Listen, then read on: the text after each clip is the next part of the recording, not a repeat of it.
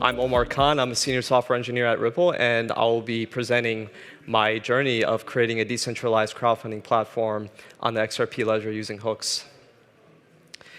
So the goals of this presentation is to, like I said, discuss my developer journey with design, development, and then I'll show a demo at the end. And this is to help developers to go from 0 to 1, not 0 to hero.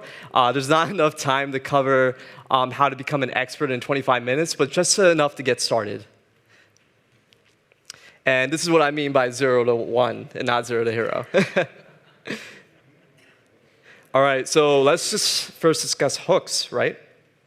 So what are hooks? It's a smart contract proposal for the XRP ledger. They're small, efficient pieces of code being defined on an account that allows logic to be executed before and or after a transaction. So you can think of it as a middleware transaction, and they're primarily written in C. They're compiled to WebAssembly, bytecode, and then finally installed onto an account. And now let's talk about the app. So the objective of this decentralized crowdfunding platform is to provide a decentralized way to crowdfund campaigns, right? And so you can think of this as a decentralized version of Kickstarter or GoFundMe, so where there's no central authority that controls flow of payments. These payments are transparent, visible, and they can be seen on the ledger. And then there's also backer protection, where backers vote on the use of funds or when refunds should be issued.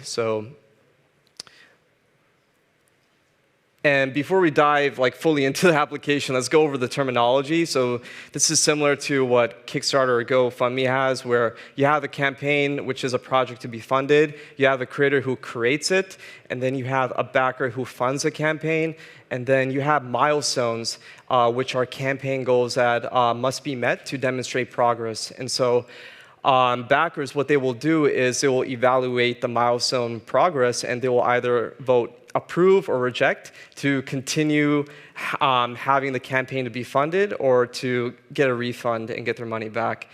And this happens when a majority vote happens for either approving a milestone or rejecting it. And then the milestone payout is when a milestone gets approved by backers, then the creator can claim the reward for it. And yeah, there are 3 phases to a campaign. One, we have fundraise, where we raise funds by its end date, and if that does not happen, then the campaign fails. And then, but if it does happen, then we move on to voting on milestones.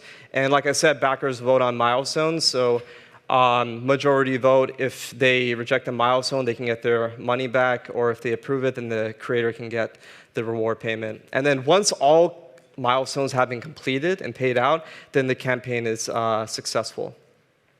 And so I took this model from PledgeCamp, which is a decentralized crowdfunding platform, and I just pretty much implemented it in my app. So you have creators, you have that create campaigns with milestones, you have backers, and backers will contribute funds to a campaign, and then once the fundraise is successful, they can vote on each milestone. So for example, let's say that milestone 1 gets approved by all backers, and a creator can claim the reward for that milestone, and there's a percentage associated with it. However, if milestone 2 fails, then backers can get a refund based on how much funds are remaining in the hook account for the creator. And yeah, so why use hooks for this app? So hooks provide a smart contract use case, and this is definitely perfect for a decentralized crowdfunding platform where donations, rewards are all transparent, and they're publicly recorded on the ledger, and the payment flow is decentralized. So the hook smart contract logic solely controls how payments are emitted, how they are accepted, rejected. And also democratize voting, right, for backers, whether they want to vote a milestone gets approved or rejected. All right, so let's go over the rules and constraints of hooks, right? So a hook account is an account that has a hook installed on. And so this account programmatically controls a payment flow based on its smart contract logic. So this can either approve, reject incoming transactions, emit new ones, and also save data to its state or even delete it. And so you can install a max of 10 hooks on a single account.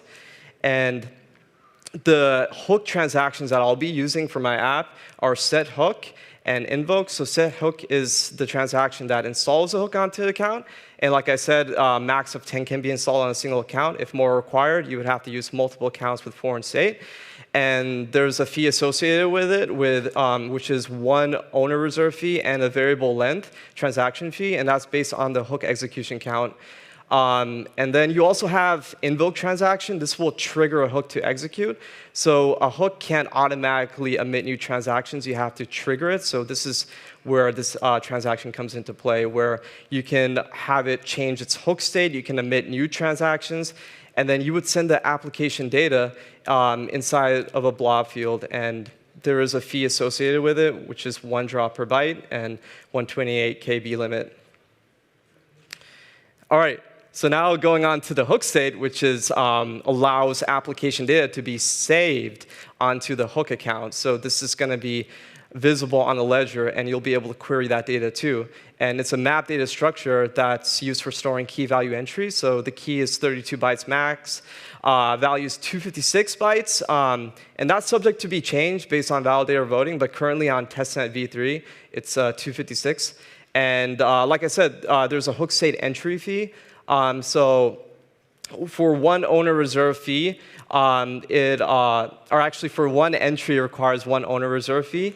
And this can store up to 2 to the 8 to the 32 entries. So if you do the math, that's virtually unlimited. But it gets expensive as more entries are saved to its state. And you also have to do loops and guarding, or guarding within your loops, where the hooks are not deliberately like Turing complete. So that means that the fees and execution operations, they must be deterministic. So, and if you look on the right, there's an example where we're writing a loop in C, and we have the guard function that takes in 3, meaning that that's the max number of iterations you can do. Otherwise, it will throw an error. So, and yeah, for a single hook, you can do 65.5K operations or instructions. And if it exceeds that, then you would split the logic into multiple hooks. All right, I've covered a lot, so now let's go into the software design. And here are like the components I'll be discussing. All right, so let's look at the application operations. So we need to determine what operations will be needed for this app, right? And one way to ideate these operations is to pretty much write user stories, right? So for example, as an owner, I want to create a campaign to raise funds for my project. So that can translate to being a create campaign operation. And then you would write similar user stories for all the other operations on the right that you see, right? For view campaigns, fund campaign, voting, and requesting payments. And then we need to create the models, right? So these models will determine what data is needed to represent this app. And as you write out the class fields, you want to keep in mind how much space this would take up. So for example, campaign title would occupy 75 bytes. And yeah, here's an example of like the models that I just wrote out, where I'm just using JavaScript to define the data types, but and then I also like wrote out like how many bytes or like UTF-8 characters each one would take up as I'm going and writing this out. So now we also need to define a serialization protocol. So when you're sending data in an XRPL transaction, it's encoded in hexadecimal. So for example, the memo field on the right for this payment transaction, you can see this is all encoded in hex. And so the hook will decode this hex and execute logic based on it. So therefore, we need to design a protocol for the hook to decode it and for us to serialize it, and vice versa. And what I did was I pretty much just wrote out like data types that would be used with my application model. So for example, campaign ID, it would be uint32, which is 4-byte unsigned integer, which would demonstrate or represent destination tag, and then campaign owner would be an XRP address, which is a 36-byte string with its length prefixed. And now, like going into the hook state design, so like I said before, it's a map data structure. So The key is 32 bytes, value is 256. And for each entry you add to the hook state, it requires one owner reserve fee. So we need to create a design that is space efficient to minimize fees. And so how can we do this with this constraint, right, where the key is 32 bytes? So what I did was I just used the leftmost 28 bytes to be the data lookup flag. That identifies what campaign information to look up. And then the rightmost 4 bytes, I set that as a destination tag, and that uniquely identifies the campaign. And so here is a visualization of the hook state key design, where you have the data lookup flag on the left, and then you have Cafe Babe on the right to be the destination tag. And then the composite of that will be on the bottom, right? So with this key design, you can have 2 to the 8 to the 4 campaigns created. So that's like roughly 4.3 billion campaigns, so I think that's quite enough. And then for each campaign, like the types of data that you can look up, it's 2 to the 8 to the 28 entries, which is definitely a lot as well. So this looks like a good design. And now let's cover the hook state entry value, right? So the value is 256 bytes. And we use a data lookup flag to determine what type of information to look up, right? So if it's set to 0, then we're just looking up at like the general information of the campaign, right? Like, for example, what are the milestones? What's the fundraise goal? What's the funding amount? But all other values within that range, we store fund transactions. And for each value, we can store 5 transactions. So it's sort of paginated. So for each entry, you can query 5 fund transactions. And that goes up to a maximum of 2 to the 224 fund transactions. And so, yeah, this is kind of complicated to look at right now, but this is pretty much the key value design of my hook state. And yeah, each row represents an entry, right? Like number 1 is general info, the flag is 0, data lookup flag, and then you have the destination tag. We're using Cafe Babe as an example. And then, as you can see, this entry has a general campaign information. And then the second entry contains fund transactions, and it's the page of transactions which contains this data that's listed on screen. But wait, who's actually paying for these fees? So this reminds me of a quote from a wise man, Milton Friedman. He said, "There's no such thing as a free lunch."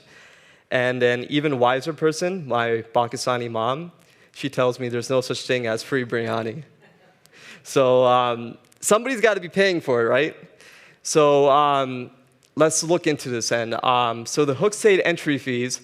So recall each entry requires 1 owner reserve fee, and currently on the testnet, the owner reserve fee is 0.2 XRP, so very small.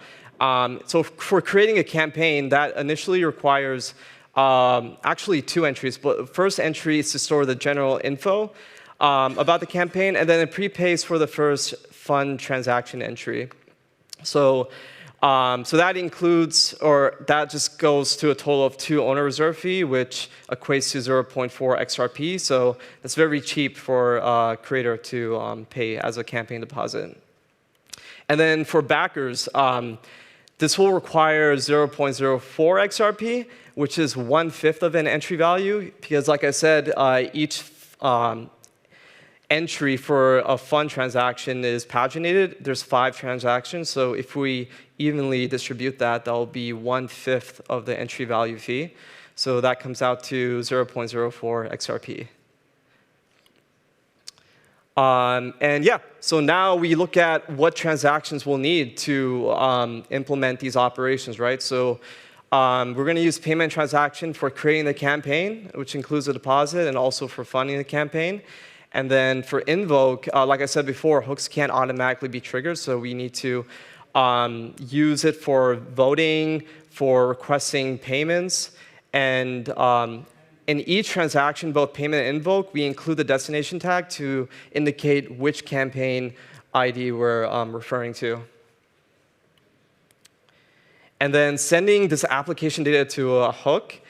So like I said, it must be serialized in hexadecimal, and you can use the hook parameters field for a SecHook transaction with up to 16 parameters, and the fee is 1 drop per byte. And then for payment, you can use, which already exists, a memo field, 1K bytes limit.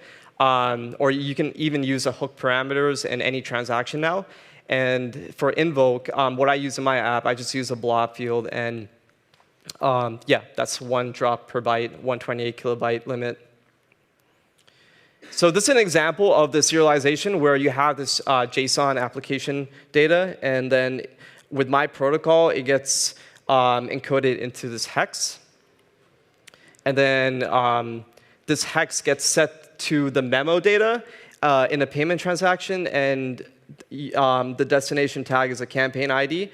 And so pretty much what I'm doing is I'm creating a campaign with the ID of being a destination tag, and all of the fields for the campaign that I set are encoded in the hexadecimal in the memo data.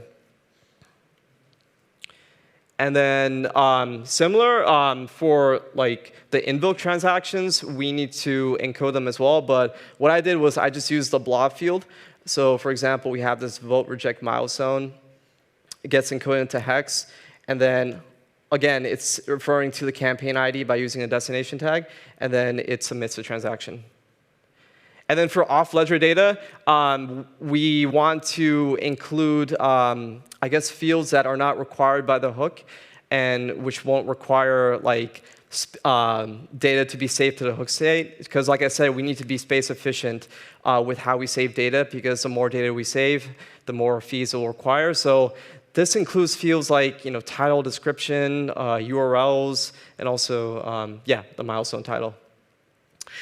And yeah, and we also need to make sure we have a script for each type of payment, right? So for payments, I created my own crowdfund_payment.c that only accepts payment transactions, and then similar for invoke transactions, we have crowdfund_invoke.c. And so yeah, these scripts get compiled to WebAssembly and submitted into a set hook. And yeah, these don't try to read the code, but these are the hook scripts that get compiled to WebAssembly and sent in a transaction, the set hook. All right, cool. Now let's move on to the demo. OK, so let's go ahead, and I'm going to show you the raw data that's actually saved onto the hook state. So here, I'm just using account info and namespace entries to query this data. So we have this hook account here with this address, and we're pretty much querying the ledger data on it. So what we have are 15 items right now, and each item is a hook state entry. And so as you can see, you have the key right here, you have the value here, and they're all encoded into hex. And so if you go and now try to decode it, yeah, this is a process data. So it gets the entries from the hook state, and then as you can see, it decoded the data lookup flag, the destination tag, and then it decoded the value, which is this hex decoded into this fund transactions, which has yeah, the account and then the amount that was actually contributed. And so now let's go to the application. So here are all of the campaigns that pulls from that ledger data that's on the hook account. And so let's just try to like fund a campaign with an account. So right now we have this hook account. And let me see. I just want to show you first. If we go to the Hooks Explorer, we can look at all the transactions for this hook account. And I'm just going to show you the actual set hook account or the set hook transaction that was done. So here, this was my hook code. So this is for like the payment one. Yeah, this is all encoded into hex. And then this one's for the invoke, right? So as you can see, it's installed onto this hook account.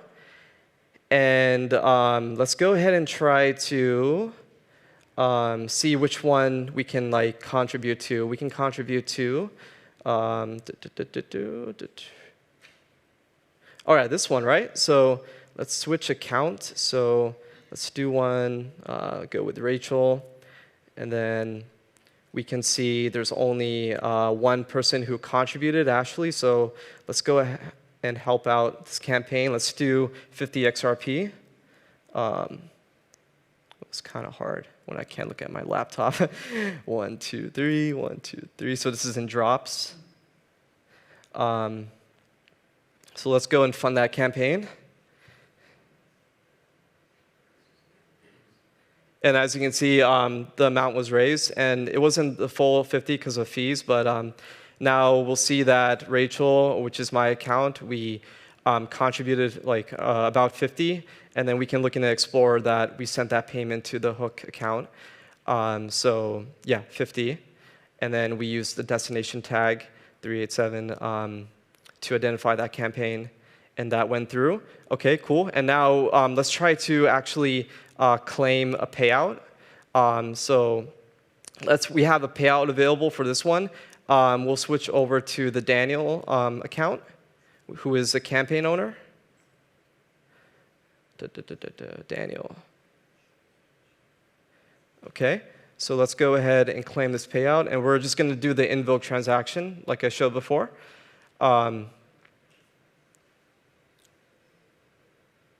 Cool. So it looks like it was paid out, and let's go ahead and check out that transaction. So we go to Daniel on the Explorer. And as you can see, he first did an invoke transaction to request that payout, and then it was approved by the Hook, and it sent the payment to claim the reward for that milestone, just like 25 XRP. And then lastly, let's just go and create a new campaign, right? So we could even like switch it to a different user, Melissa. So let's create a campaign, and just to save time, this is the campaign data that I'll be using to create it on the Hook. So let's go ahead and create that.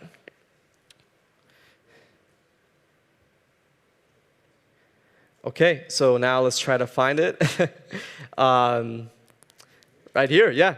This is a campaign to become a halal samurai with a VR experience. And so you can see Melissa's owner, and we'll see on the Explorer that, yeah, she sent a payment transaction to create a new campaign with a destination tag of this. And then the data is actually encoded in memos. If we keep going into it. Yep, that's the campaign data. And that concludes my demo. So let me just quickly go back to the slides now and just wrap this presentation up. So slideshow. OK, done with the demo. Right, so to get started and just setting up a Hooks developer environment, I actually created a repo, Create Hooks App, where it's available on my GitHub. And it's gotten some good feedback, especially Dennis Angel. He really liked what I did with the app. And so if you want to quickly set up the environment, you can just clone this repo and just run one command for it. And then here's a cheat sheet. This is all recorded, so don't try to like memorize it right now. And then here's a real-life story.